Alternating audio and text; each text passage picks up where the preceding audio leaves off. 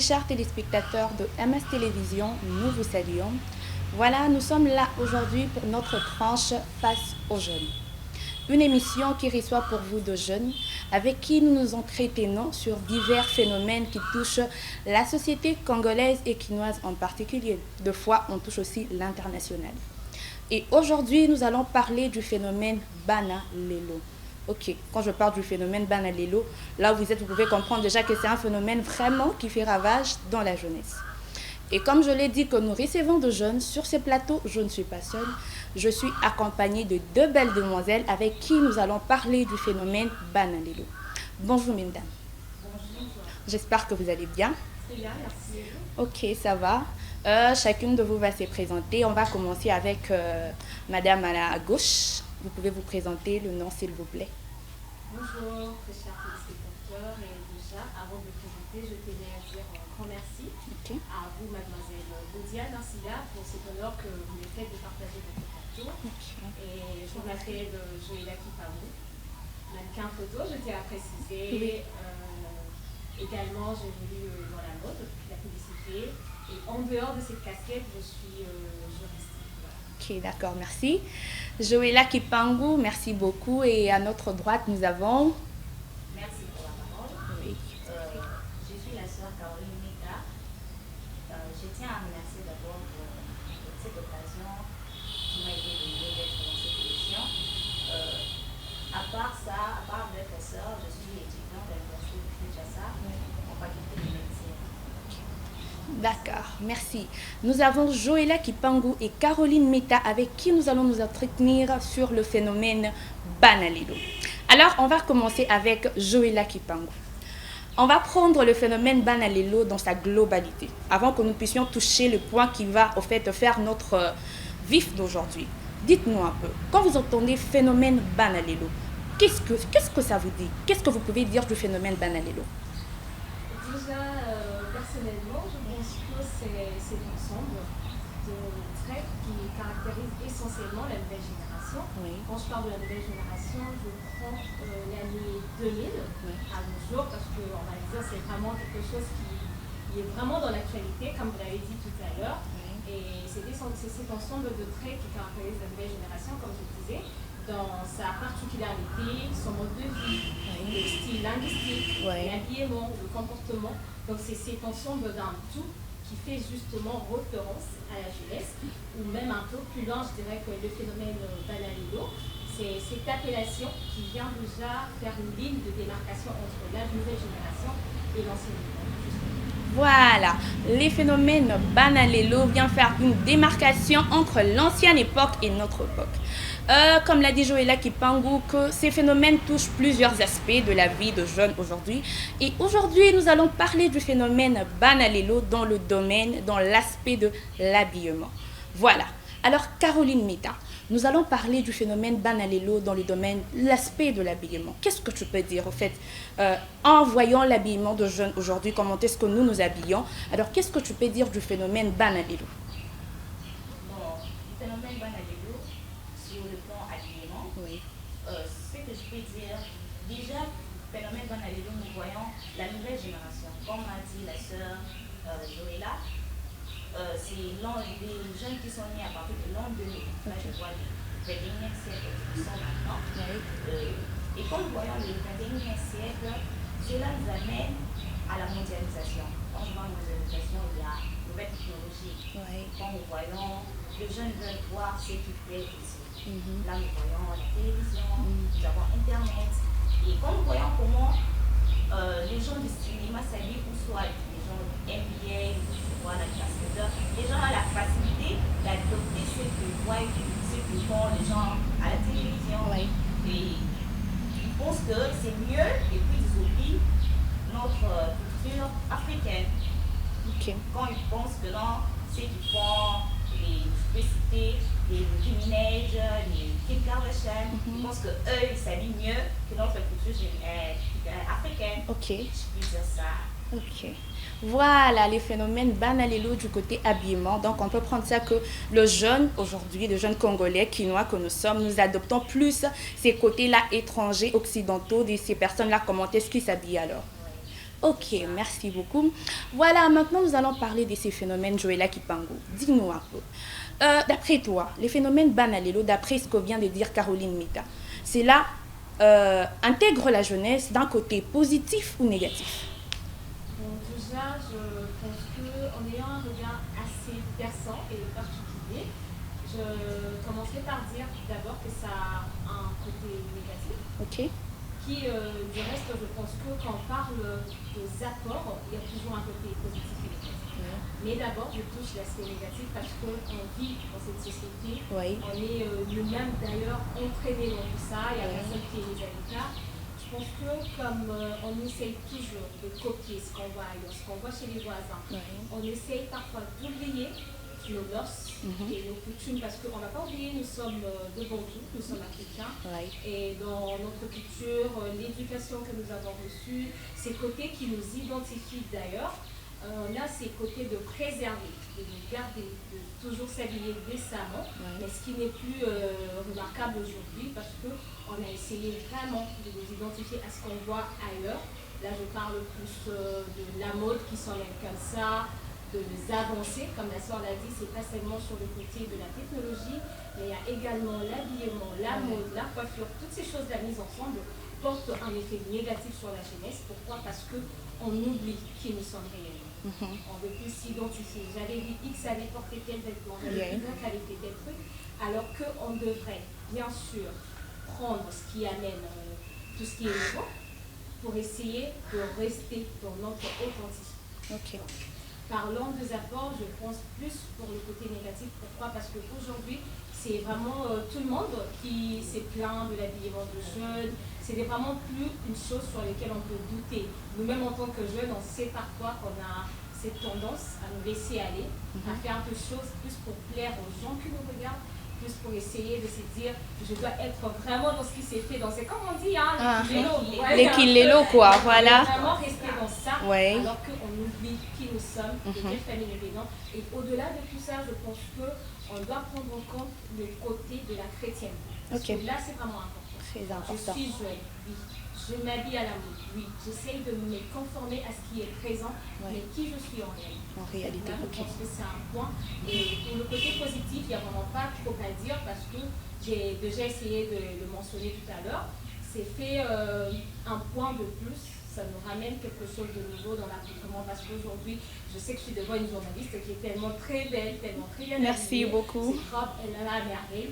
Pourquoi? Parce que ça fait partie de la modernisation. Ma soeur à côté, elle est chic. Tout le monde a un peu adopté ces côtés-là de se dire je ne reste pas dans l'habillement de l'autrefois. On s'est fait à la nouvelle génération. Ça a quand même un côté positif, mais au-delà de ça, le jeune se perd un peu beaucoup plus. En fait, quand tu dis que le jeune se perd un peu, on va essayer de rester là.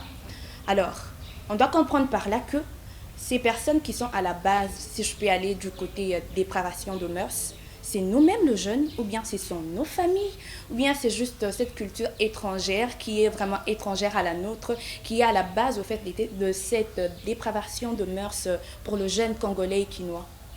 Donc déjà, sur ce coup-là, moi je me dis qu'il y a des failles, il y a toujours plusieurs personnes responsables.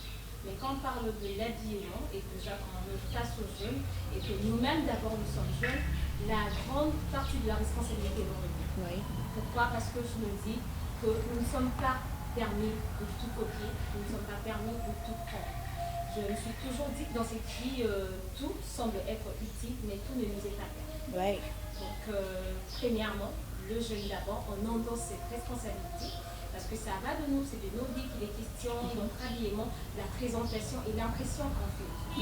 Et en dehors de nous-mêmes, en tant que responsable numéro 1, je prendrai en deuxième position la famille, avant de prendre d'ailleurs la société, parce que quand on grandit, d'abord au sein d'une famille, c'est là la cellule de base de notre éducation, tout ce qu'on reçoit, ça nous vient de la famille. Si aujourd'hui, nos mères, nos sœurs, nos parents, c'est donner un peu ces côtés-là, de porter leurs responsabilités et de savoir imposer les limites aux jeunes que nous sommes, de nous qu'ils pourraient avoir un quelque pourcentage de réduction dans cette dépravation de mœurs, comme on l'a dit.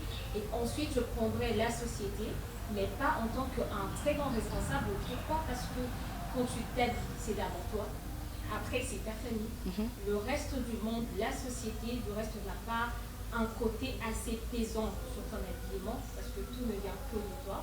Et donc, sur la responsabilité, là, je partage personnellement mon point de vue. Je ne pense pas qu'on doit prendre pour responsable la culture étrangère parce que chez eux, ça fait partie de leur culture. C'est leur culture, c'est comme ça qu'ils savent.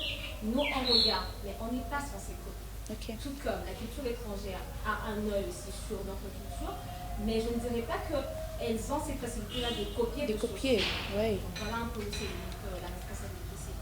Voilà, la responsabilité de cette dépravation de mœurs pour Joëlla Kipangu, c'est d'abord premièrement l'individu elle-même, ensuite la famille et après la société. Et là, nous voyons là la société. Alors, Caroline Meta, parlons de la société. J'ai passé quelque part la fois passée à Kinshasa. J'étais en train de passer, je vis en pancarte où c'était écrit phénomène, pas phénomène, c'était écrit Banaleyo, na Banalelo. Vous voyez un peu?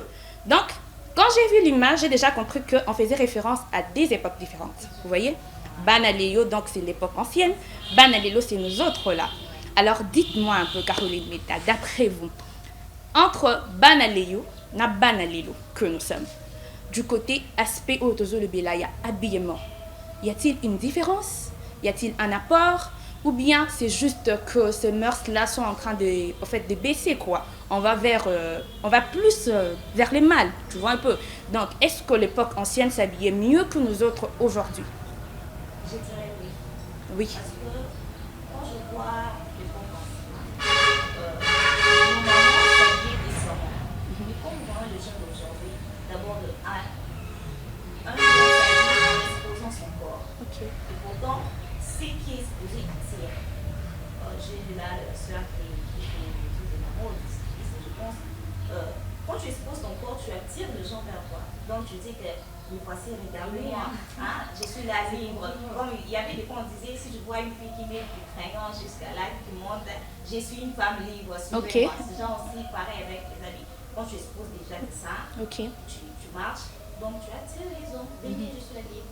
Et pourtant nos mamans, ou même voir, je ne sais pas moi, la jambe, c'est tout à fait différent. Difficile même à dire.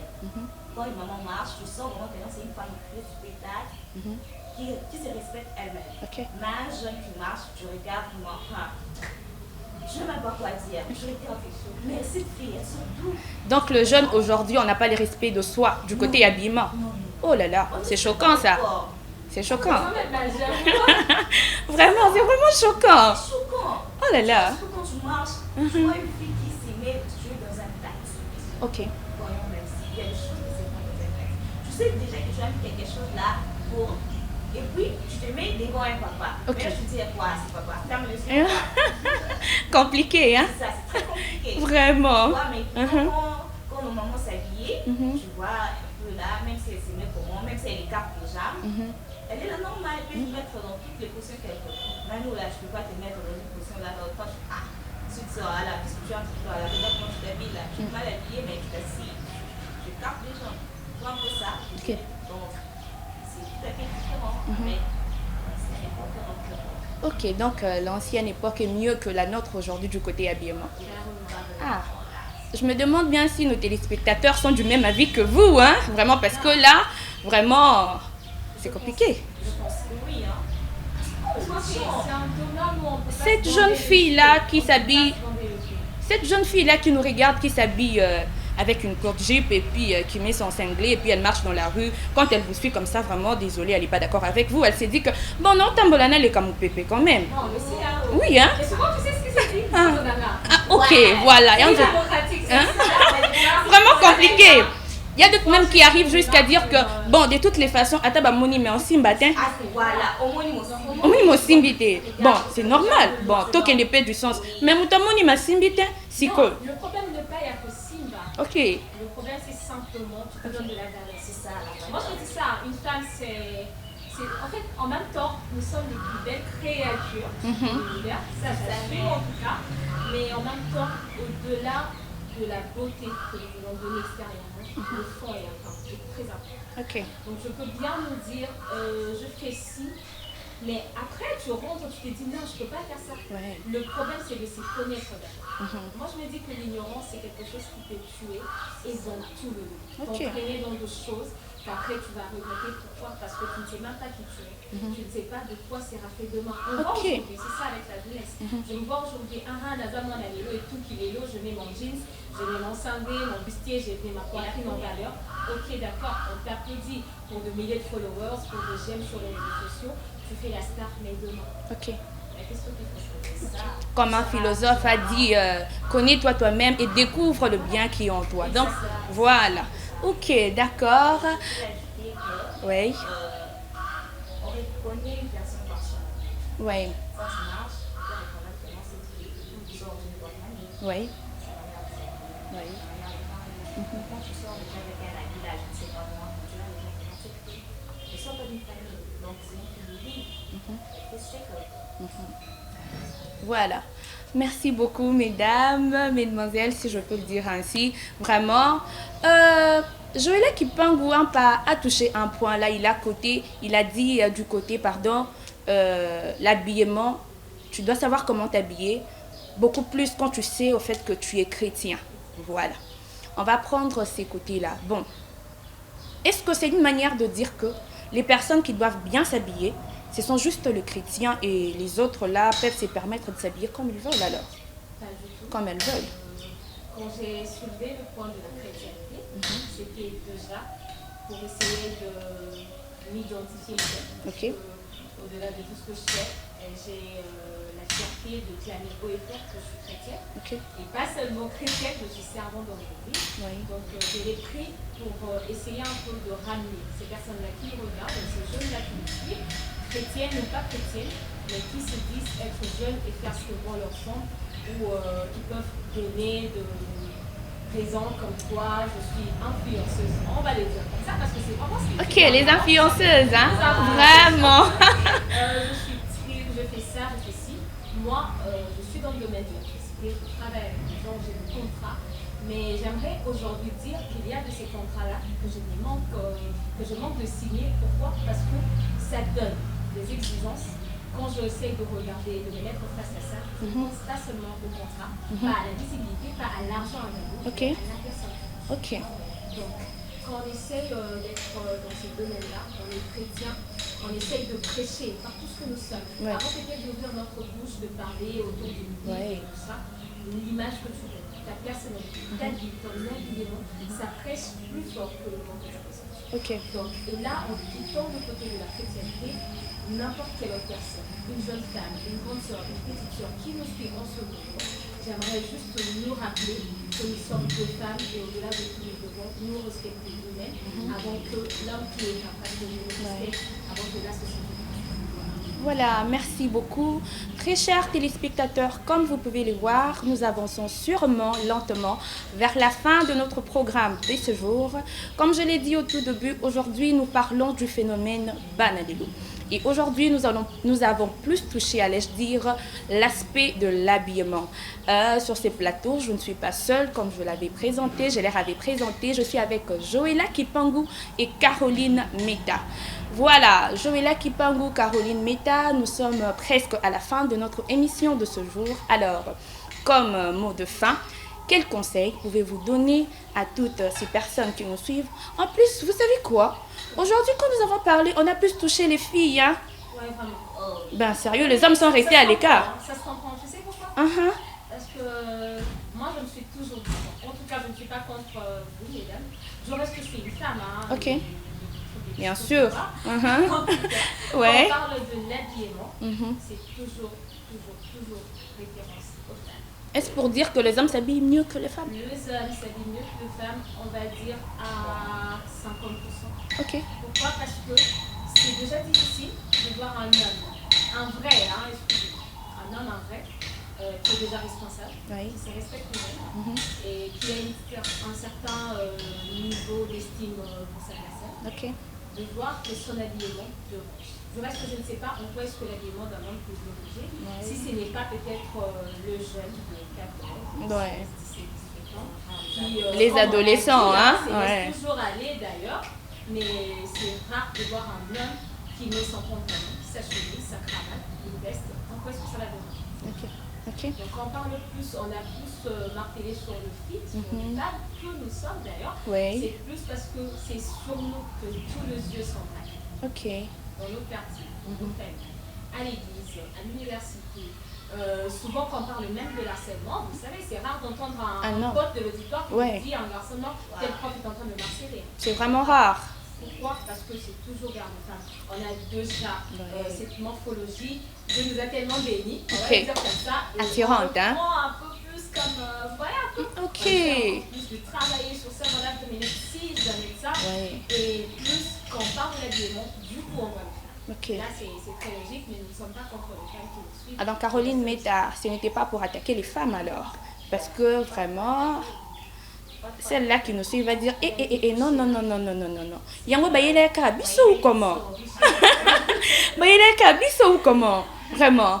Voilà, comme je l'ai dit, nous arrivons vers la fin. Alors, comme mot de fin, quel conseil tu peux donner à ces demoiselles qui nous suivent, ces dames qui nous suivent par rapport au phénomène banalilo, du côté l'aspect habillement et par rapport à leur identité, à celles-là qui sont chrétiennes et à celles-là qui ne le sont pas, à l'identité de la femme qui doit se respecter, avoir le respect de soi et au fait prendre conscience de toutes ces valeurs qu'elle peut avoir. Quel conseil tu peux donner? Comme conseil, je peux dire, d'abord, un être humain doit connaître sa valeur.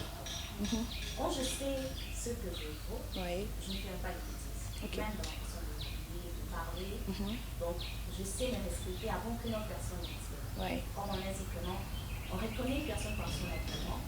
Déjà, quand je m'habille, une autre personne de la route peut déjà dire ce que je suis par mon habillement. Ne soyons pas influencés par l'extérieur. Les influenceuses nous influencent beaucoup, hein? Parce que tu vois, à cause d'être influencés, on commence à faire, les jeunes commencent à faire des actes là ignobles. Donc, contre la mœurs, donc on sait plus dire quelle génération, c'est quelle époque là, parce que nous attendons de choses, hein, les réseaux sociaux, tout ça c'est parce qu'ils sont influencés, ils veulent faire ce que les autres font, ils vont apparaître.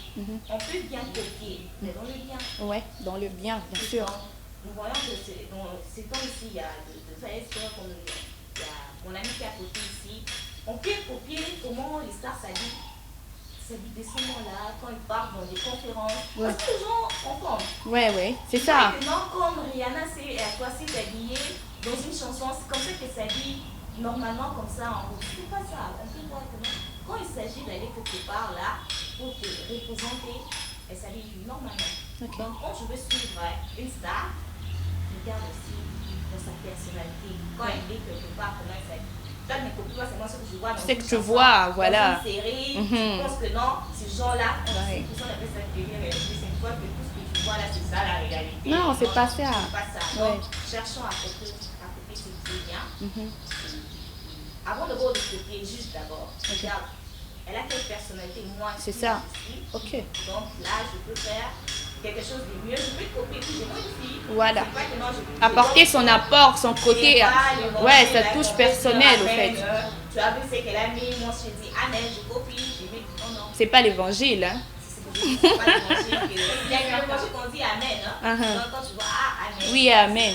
C'est mais c'est pas ça. C'est pas ça. Là, c'est amour, voilà, élément. Je regarde ce qui est bien, tu copies, parce que tu te dis déjà, je suis africaine. On voit africaine, on voit certaines cultures. Tu peux aller quelque part, tu es entouré avec des gens, on regarde, non, c'est une femme africaine qui se respecte. Son habillement, c'est tout ça. Donc, essayons de copier ce qui est bien. Essayons d'être influencés. Voilà, d'accord. Merci beaucoup Caroline Meta. Caroline Meta nous a dit qu'on essaye de copier ce qui est mieux et qu'on y ajoute notre touche personnelle en tenant compte de notre respect personnel et aussi de nos valeurs africaines. Alors, Joëlla Kipangu, qu'est-ce que tu peux dire à toutes ces femmes qui nous suivent? Bien sûr, je vais prendre ces côtés-là de Zomi Lebela que oui, les femmes, on veut maintenant intégrer le monde professionnel, on veut y être à 100%, on veut que nous puissions bisso vraiment, voilà, c'est ça, la parité, on veut être là. Mais dis-nous un peu, quel conseil tu peux donner à toutes ces femmes qui se disent ça, est-ce qu'avec cet accoutrement-là que nous avons dans les Banalélo, avec nous les Banalélo, est-ce que cet accoutrement-là, est-ce que ça nous donne place à cet endroit, dans ces domaines-là où nous voulons vraiment intégrer à 100%? Est-ce que c'est là vraiment, en fait, nous valorise pour que ces personnes-là nous permettent, nous intègrent dans ce domaine-là? Bien, déjà, je crois que on doit toujours essayer dans toute chose de refaire le point sur ce qui est et ce qui ne devrait pas être. Ok. Partout, nous clamons la parité, nous clamons l'égalité. Vraiment. En tant que femmes, surtout, on est là, le féminisme par-ci, le féminisme par-là. Nous devons savoir que le respect que la société nous donne, le respect que les hommes nous donnent, ne vient pas d'ailleurs, ça vient de nous-mêmes. Un homme qui te regarde, qui se dit une fille qui laisse tout son corps pratiquement aux yeux de tout le monde, exposé, s'expose. Oui. Personnellement, vous voyez, ces hommes-là ont tendance à qualifier déjà, excusez-moi le terme, de filles de joie, si facile, légère, dans son corps. Et dans certains domaines de la vie, il y a de ces endroits où il y a une catégorie de personnes qui ne peut pas accéder.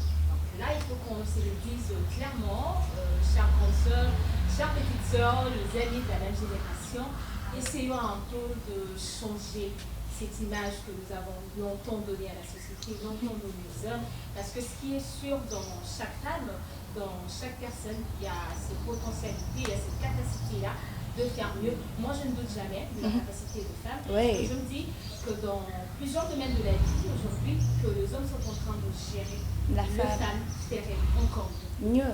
Mais pourquoi on ne nous laisse pas la place, pourquoi on ne nous permet pas de montrer de quoi nous sommes vraiment capables d'avancer un peu plus de choses et de faire preuve de beaucoup d'intelligence, parce que nous avons donné à la société, aux hommes, je le dis, je le répète encore, l'image qu'une femme, c'est déjà un être qui est faible. Mis à part son corps, il n'y a rien d'autre qui peut sortir. C'est ça. Et cette chose-là, c'est pitoyable. Toujours vraiment contrariée. Pourquoi? Parce que je sais que nous avons deux potentialités. Même à la création, Dieu a fait de nous des êtres semblables. Mais aujourd'hui, quand on regarde tout ce qui se passe, on est plutôt inférieur aux hommes. Pourquoi? Parce nous sommes faits inférieurs aux hommes. C'est ce que les hommes ont mis en tête, c'est ce que la société a mis en tête. Mais j'aimerais aujourd'hui, chères dames qui me suivent, nous booster un peu, réveiller un peu ces côtés-là des leaders qui sommeillent en nous, que nous avons d'ailleurs avec le temps, avec le mœurs, les générations, les époques, tué de nous-mêmes, de nos propres marques d'ailleurs, et que nous continuons de sacrifier jusqu'à maintenant, essayons de nous réveiller, mesdames. C'est comme on l'a dit tout à l'heure, tout a été dit, on ne va pas se réveiller. Tout ne nous est pas permis, même si c'est utile, même si c'est lié à la société, à la modernisation. Prenons ce qui est à prendre, mais gardons notre originalité. Nous sommes africains, nous sommes bantous, nous avons une culture à préserver, nous avons deux mœurs à préserver et vendre comme ça notre image. Et ce n'est pas impossible. Il est encore bien temps de faire les choses et je sais que nous pouvons. D'accord, merci beaucoup Joëlla Kipangu, merci Caroline Meta, j'ai été très contente de vous avoir sur ces plateaux, vraiment c'était très intéressant. Vous savez, s'il s'agissait que demain on pouvait rester là, continuer à parler parce que j'ai encore d'autres questions. Je vous jure, hein, sérieusement, vraiment c'est très intéressant. Et j'ose croire que nos téléspectateurs et téléspectatrices qui nous suivent en ce moment ou bien qui vont nous suivre plus tard trouveront au fait leur part par rapport à ces sujets qui ont été développés sur ces plateaux. Alors, je vous dis déjà au revoir. Nous allons vous laisser. On se retrouve la semaine prochaine pour le même numéro avec un sujet encore plus intéressant. Donc, je peux vous dire que ces deux demoiselles-là, je ne suis pas prête à les laisser partir de sitôt. Parce que, sérieusement, moi, j'ai encore... En fait, je me mets à votre place. Je me mets à votre place et je vois déjà toutes les questions, les préoccupations que vous pouvez avoir. Et et puis elles vont répondre. On va parler de ce sujet. Vraiment, ça sera vraiment une très grande joie de vous avoir encore une fois de plus. Voilà, très chers téléspectateurs, quant à moi, je vous dis au revoir. J'ai dit merci à l'équipe technique qui a été avec nous du début jusqu'à la fin. Là, je vois la grande battante. Quand on parle de femme, il y a une femme. Vous savez, nous avons une femme ici. Oh non, elle, c'est une femme. Parmi les hommes, là, je vois Prince Iliam Boyo. Avec lui, je vois l'idéateur, notre réalisateur avec qui nous avons pu programmer ces programmes. Alors, vous tous qui nous avez suivis, allais-je dire, Je vous dis merci. Je vous donne rendez-vous pour la prochaine. Restez scotchés sur MS TV. MS TV, les leaderships, c'est nous. Au revoir.